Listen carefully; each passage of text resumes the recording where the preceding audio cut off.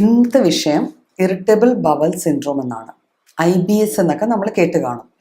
അതായത് ഒരു എക്സാമ്പിൾ പറഞ്ഞാൽ ഈ സംഭവം എന്താണ് എന്ന് കുറച്ചുകൂടെ പെട്ടെന്ന് മനസ്സിലാകും.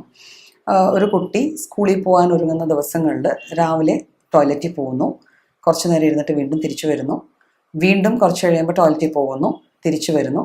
ഒരു അമിതമായ ഒരു വിസർജന ശങ്ക, എപ്പോഴും ടോയ്ലറ്റിൽ പോകണം എന്നുള്ളൊരു തോന്നൽ. ഇത് സ്കൂളിൽ പോകുമ്പോൾ മാത്രമല്ല, ചിലപ്പം ചില വ്യക്തികൾ ഭക്ഷണം കഴിച്ചു കഴിഞ്ഞു, വീട്ടിൽ ഭക്ഷണം കഴിച്ചു കഴിഞ്ഞ ഉടനെ ടോയ്ലറ്റിലേക്ക് പോകാറുണ്ട്. അപ്പോൾ പണ്ടത്തെ ആൾക്കാർ പറയും അവൻ്റെ ശരീരത്തെ പിടിക്കാത്തതിന് കാരണം അവൻ ഭക്ഷണം കഴിച്ച ഉടനെ ഈ ബാത്റൂമിൽ പോകുന്നത് കൊണ്ടാണ് എന്നുള്ളത്. അപ്പം അങ്ങനെ ചില കാരണങ്ങൾ ഉണ്ടാവാം. അപ്പം ഇത് ഇന്നത്തെ കാലത്ത് ഇത് വളരെയേറെ കാണപ്പെടുന്ന ഒരു വിഷയമായിട്ട് മാറുകയാണ്. അപ്പം നമ്മൾ എന്താ ചെയ്യുക? ഇങ്ങനൊരു അവസ്ഥ വന്ന് കുറച്ചധികം ആകുമ്പോൾ നമ്മളൊരു ഡോക്ടറെ പോയി കാണും.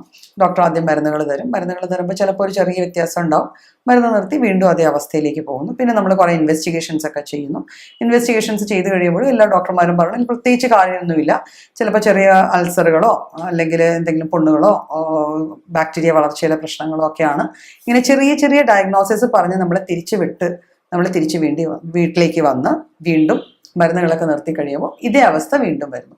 ഇതിപ്പോഴത്തെ കാലത്ത് മിക്ക പ്രായക്കാർക്കും, പണ്ട് കാലങ്ങളിൽ ഒരു ആപ്രിഹെൻഷൻ അല്ലെങ്കിൽ ആങ്സൈറ്റി, ഉത്കണ്ഠ കൂടുതലുള്ള കാലയളവിൽ വന്നിരുന്ന ഒരു അസുഖം ഇപ്പം എല്ലാ പ്രായക്കാരിലും പരമാവധി കാണപ്പെടുന്നുണ്ട്. ഈ വയറ്റിൽ നിന്ന് പോകാനുള്ള ശങ്ക പലപ്പോഴും പുറത്തേക്ക് പോയി കഴിഞ്ഞാൽ ഇവർക്ക് ഉണ്ടാവണമെന്നില്ല. ഇപ്പോൾ ഒരു കല്യാണത്തിന് പോയി അവിടെ നിന്ന് ഭക്ഷണം കഴിച്ചാൽ ചിലപ്പോൾ ഈ ഒരു വിഷയം ഉണ്ടാവില്ല. പക്ഷെ വീട്ടിലാണെങ്കിൽ ഭക്ഷണം കഴിച്ചാൽ ടോയ്ലറ്റിൽ പോകണം.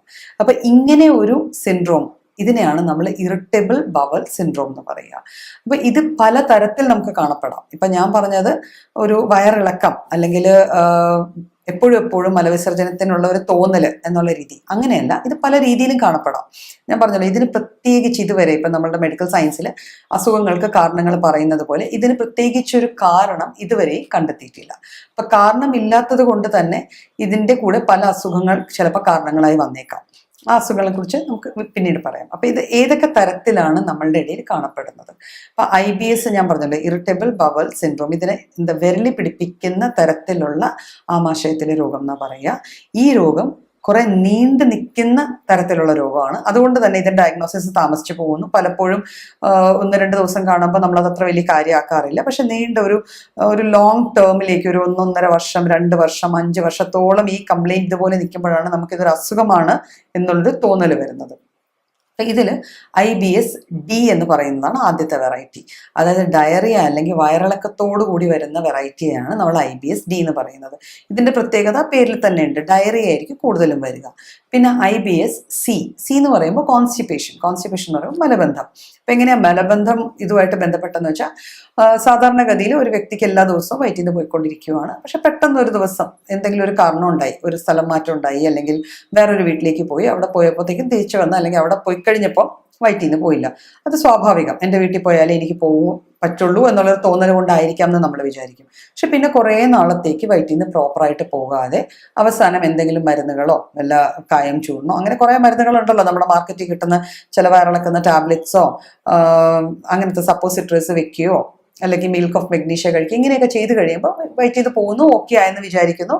പക്ഷെ ഇതേ അവസ്ഥ വീണ്ടും ഏതെങ്കിലും കാലഘട്ടത്തിൽ വീണ്ടും വന്നു ചേരുന്നു. അപ്പൊ അവിടെ മലബന്ധമായിരിക്കും പ്രോബ്ലം. അതിനെ നമ്മൾ പറയുന്നത് IBS C എന്നാണ്. പിന്നെ ഒരു വെറൈറ്റി ഉണ്ട് IBS A എന്ന് പറയുമ്പോൾ ഓൾട്ടർനേറ്റ് ചെയ്ത് വരിക. അതായത് ചിലപ്പോൾ കോൺസ്റ്റിപ്പേഷൻ ആയിരിക്കും വരിക, മലബന്ധമായിരിക്കും വരിക, മറ്റു ചിലപ്പോൾ ഡയറിയ അല്ലെങ്കിൽ വയറിളക്കമായിരിക്കും വരിക. അതും ഇതേ രീതിയിൽ. ചിലപ്പോൾ കോൺസ്റ്റിപ്പേഷൻ്റെ കൂടെയുള്ള വേറൊരു ഫീച്ചർ എന്ന് വെച്ചാൽ വീണ്ടും പോകണമെന്ന് തോന്നും. പോയിരിക്കും, കുറച്ച് പോയി തിരിച്ചു വന്നു, വീണ്ടും പോകണമെന്ന് തോന്നി.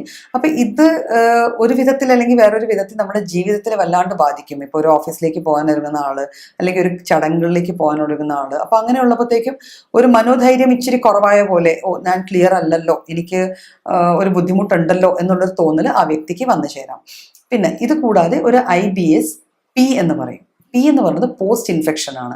അതിന് നമുക്ക് പിന്നെയും കുറച്ചുകൂടെ കാരണങ്ങൾ, ഇപ്പോൾ ഒരു ചിക്കൻ പോക്സ് വന്നിരുന്നു, അല്ലെങ്കിൽ ഒരു ഡെങ്കു വന്നിരുന്നു, അതുവരെ എൻ്റെ ഈ ശീലങ്ങൾ, അതായത് രാവിലെ ടോയ്ലറ്റിൽ പോകുന്ന ശീലങ്ങൾ നോർമലായിരുന്നു. പക്ഷെ എന്ത് ചെയ്യാനോ ഡോക്ടറെ, അത് കഴിഞ്ഞ് ഇതുവരെ അത് ശരിയായി കിട്ടിയിട്ടില്ല. അതിനെ നമ്മൾ IBS പി എന്നാണ് പറയുന്നത്. അപ്പം ഈ 4 തരത്തിലാണ് നമ്മൾ IBSനെ കാറ്റഗറൈസ് ചെയ്തിരിക്കുന്നത്.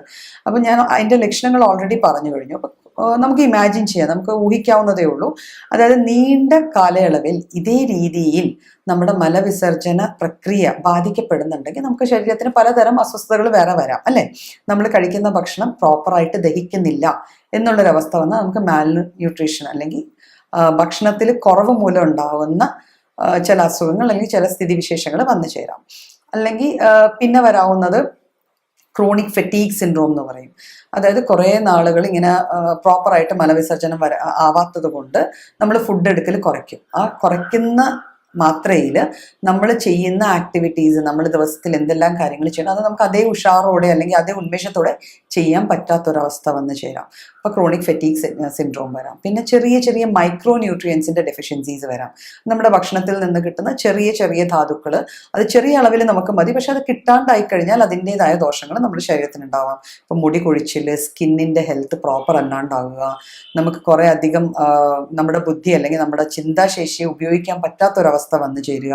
ഇപ്പോൾ പരീക്ഷകളൊക്കെ വരുമ്പോൾ ചില പിള്ളേർക്ക് ഈ സിംറ്റംസ് വല്ലാണ്ട് കൂടുതലായിട്ട് അവർക്ക് പഠിത്തത്തിൽ കോൺസെൻട്രേറ്റ് ചെയ്യാൻ പറ്റാണ്ട് വരിക. അപ്പം ഇതൊക്കെ IBSൻ്റെ ഓരോ ഫീച്ചേഴ്സാണ്. അപ്പം ഈ വിധത്തിലാണ് നമ്മൾ IBSനെ കാറ്റഗറൈസ് ചെയ്തിരിക്കുന്നത്. ഇനി IBSന് കാരണങ്ങളൊന്നും ഇല്ല എന്ന് പറഞ്ഞല്ലോ, പക്ഷെ ഇതിൻ്റെ കൂടെ വന്ന് ചേരാവുന്ന ചില കാര്യങ്ങളുണ്ട്. അതായത് ഒരു വ്യക്തിയിൽ IBS ഉണ്ടെങ്കിൽ നമ്മൾ പറഞ്ഞ വേറെ കുറേ ഇൻവെസ്റ്റിഗേഷൻസ് ചെയ്ത് നമ്മൾ വേറെ അസുഖങ്ങളൊന്നും ഇല്ല എന്ന് തീർച്ചപ്പെടുത്താറുണ്ട്.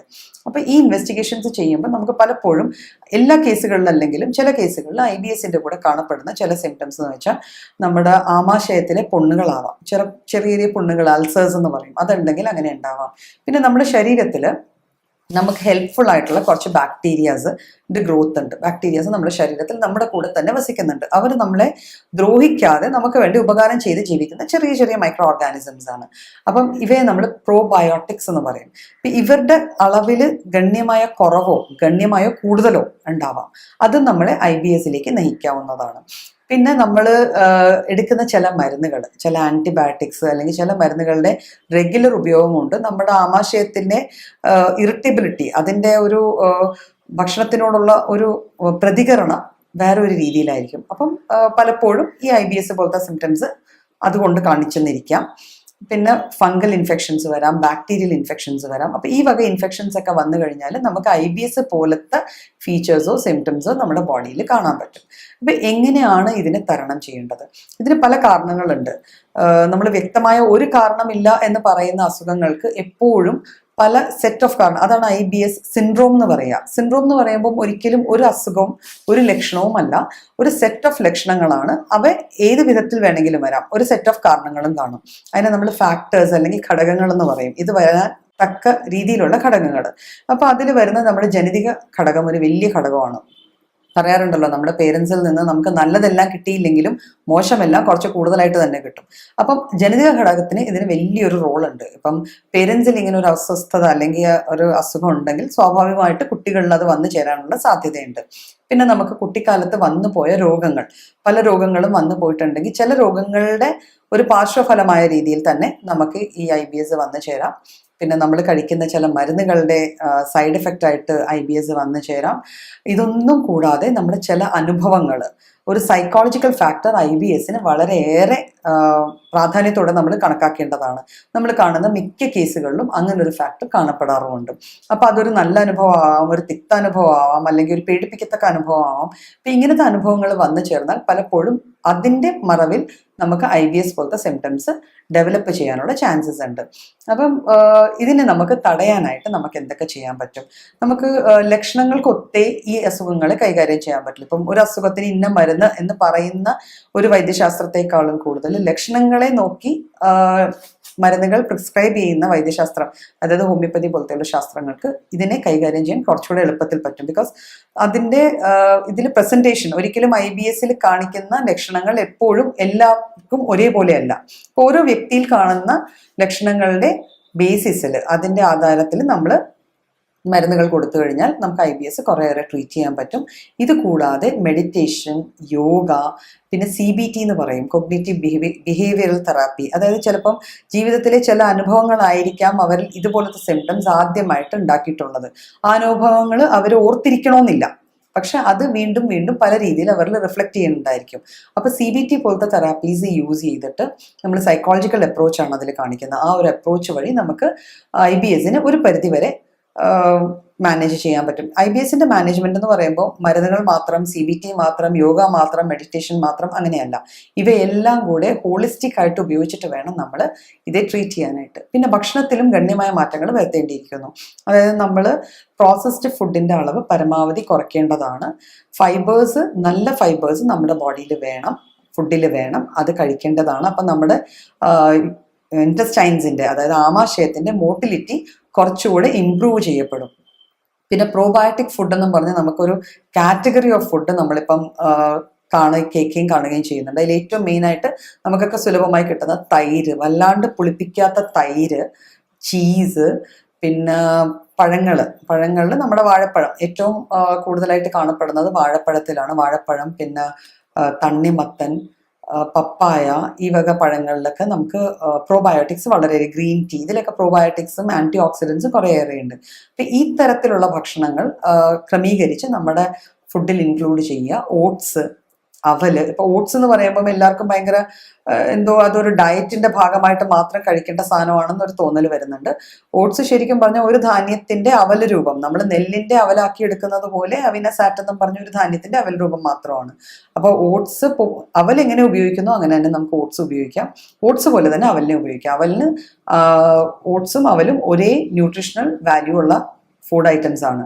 അപ്പം ഇത് രണ്ടും നമുക്ക് നമ്മുടെ ഭക്ഷണം നന്നായിട്ട് ഉപയോഗിക്കാം. ധാരാളം വെള്ളം കുടിക്കാം. പാനീയങ്ങൾ നാച്ചുറൽ ഡ്രിങ്ക്സ് ആയിരിക്കണം, നാച്ചുറൽ ജ്യൂസസ് ആയിരിക്കണം.